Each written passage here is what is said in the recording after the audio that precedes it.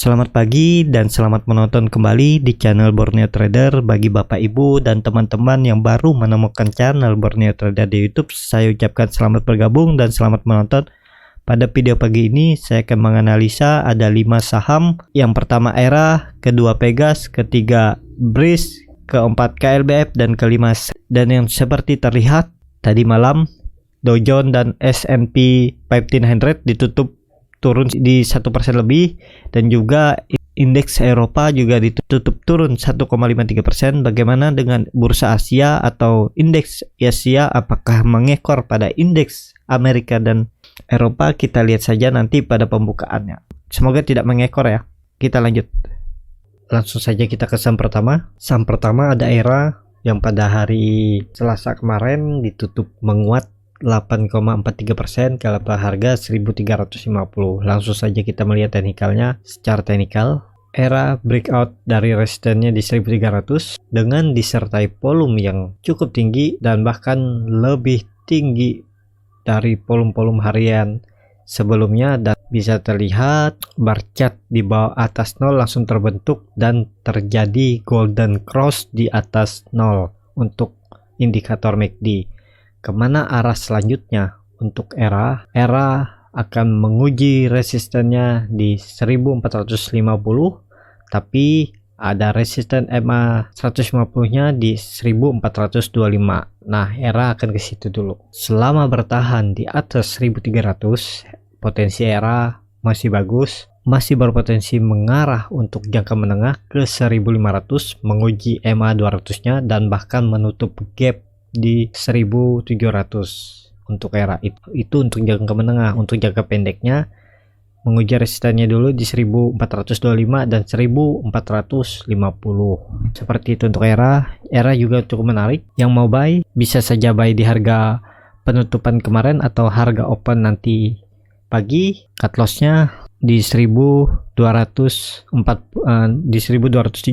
sampai 1280. Dan bisa terlihat juga setelah beberapa kali di bulan April ERA menguji resisten 1300, gagal. 2 kali menguji di bulan April, gagal. Dan menguji lagi bulan Mei juga ERA menguji resisten di 1300 dan gagal.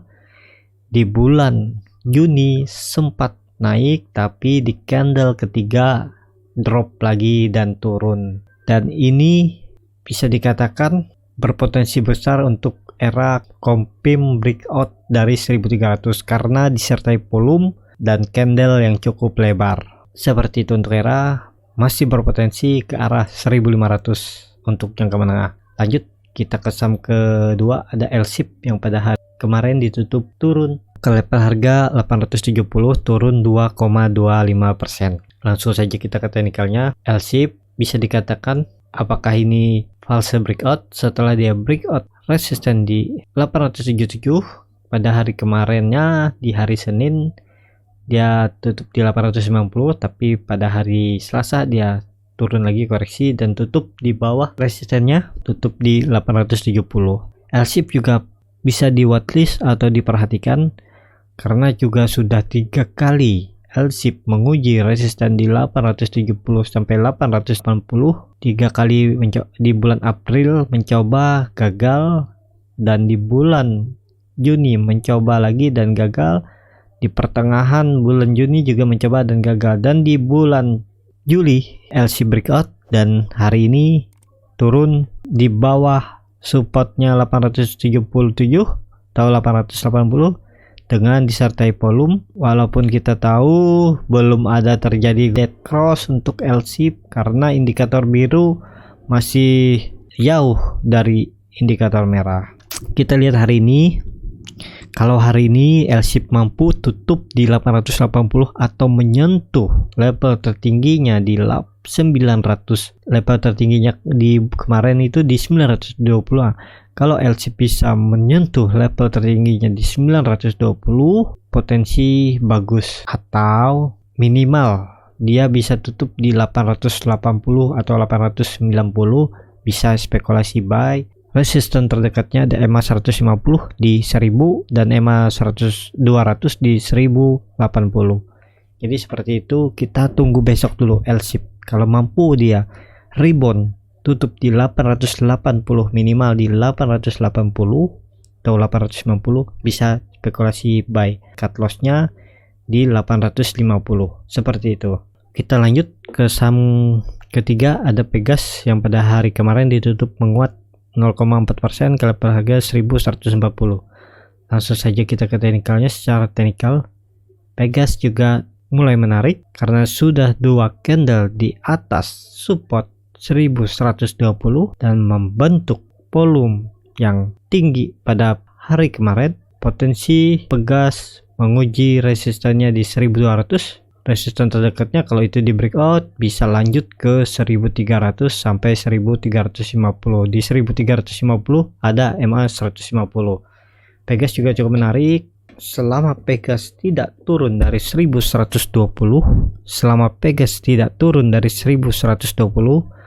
masih berpotensi ke atas. Kalau dia besok malah breakdown lebih dari 1120, potensi ya ke 1000 terdekatnya dan 935. Seperti itu untuk Pegas. Cukup menarik juga untuk diperhatikan, tinggal nunggu momentum. Dan juga Pegas ini masih ada gap di atas, ada dua gap, ada di 1350, ada gap di 1420, ada gap juga yang belum tertutup. Seperti teori Gatli, gap cepat lambat akan ditutup. Ya, seperti itu untuk Pegas. Lanjut kita ke saham BRIS. BRIS pada hari kemarin ditutup naik cukup tinggi ke level harga 452, naik 14%. Langsung saja. Secara teknikal, BRIS terlihat cukup bagus ya. Bisa terlihat dalam 3 hari BRIS naik mencapai level tertingginya hari kemarin di 476 dan naik 54% dan tutupnya di 452. Kemana arah potensi BRIS selanjutnya? BRIS kedepannya akan menguji lagi resistannya di 495 kalau itu mampu. Dan hati-hati yang punya BRIS atau yang belum punya, jangan berani-berani ikut, tapi terserah Bapak Ibu dan teman-teman. Kalau mau spekulasi buy di harga sekarang resikonya sangat tinggi karena dibawa turun juga. BBRI ini bisa bawa sahamnya untuk turun lagi ke ARB. Jadi seperti itu, masih berpotensi menguji resistennya di 494 untuk BRIS, tapi menurut saya lebih aman BRIS nunggu di support ya di 350 sampai 360.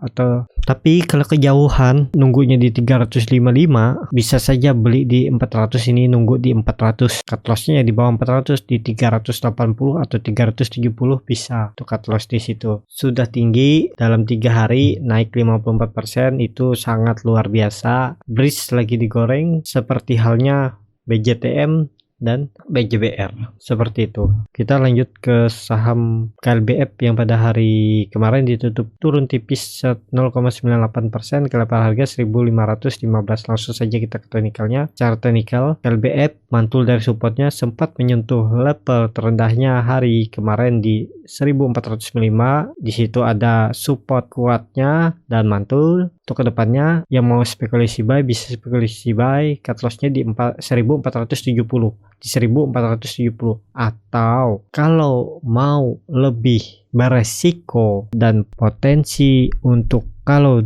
KLBF mantul masih bisa ngikut lagi ke atas, bisa buy di harga penutupan hari kemarin atau harga open hari ini. Cut lossnya di harga berapa? Cut lossnya agak dalam di 1390.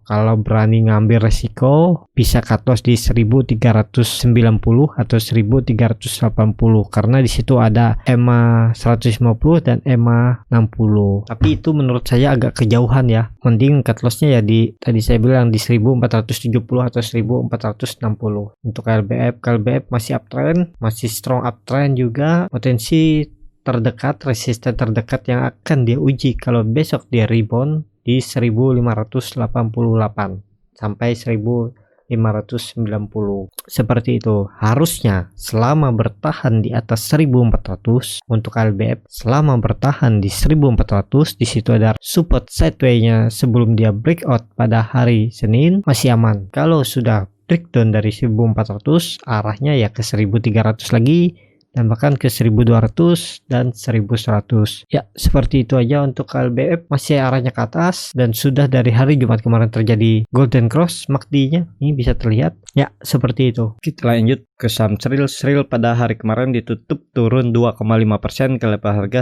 195. Langsung saja kita ke teknikalnya. Secara teknikal, Sril sudah 3 kali menguji resisten dinamiknya EMA 150 pada bulan Juni tanggal 8 dia uji tapi gagal, terus pada bulan Juni tanggal 19 dia uji lagi dan gagal, dan pada hari kemarin dia uji breakout dan gagal. Apakah ini bisa terkonfirmasi gagal? Selama bertahan di atas 190, selama Sril bertahan di atas 190 untuk hari ini, kalau tidak di breakdown masih potensi Sril menguji lagi EMA 150-nya di 200.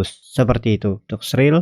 Walaupun kita tahu sudah dari minggu lalu Sril dead cross, tapi masih dead cross di atas 0 dan masih jauh dari 0. Masih berpotensi Sril menguji resisten terdekat EMA 150 di 200 dan di 210 ada resisten juga. Untuk Sril masih bagus selama bertahan di atas 175, support kuat sideway-nya dan bisa terlihat range sideway Sril ada di 175 sampai 210, dan hari ini harganya sudah mendekati 210. Ya, seperti itu aja untuk Sril. Yang mau spekulasi buy, nunggu di 210 atau nunggu Sril di bawah, buy on support di 175 atau 180. Seperti itu. Jadi seperti itu aja untuk video kali ini. Terima kasih untuk Bapak Ibu dan teman-teman yang sudah menonton, dan jangan lupa kalau yang channel ini bermanfaat bisa klik tombol berlangganan dan nyalakan lonceng notifikasinya. Jadilah smart trader, trading dengan menggunakan technical analysis dan disiplin dengan trading plan, bukan dengan feelingmologi. Terima kasih.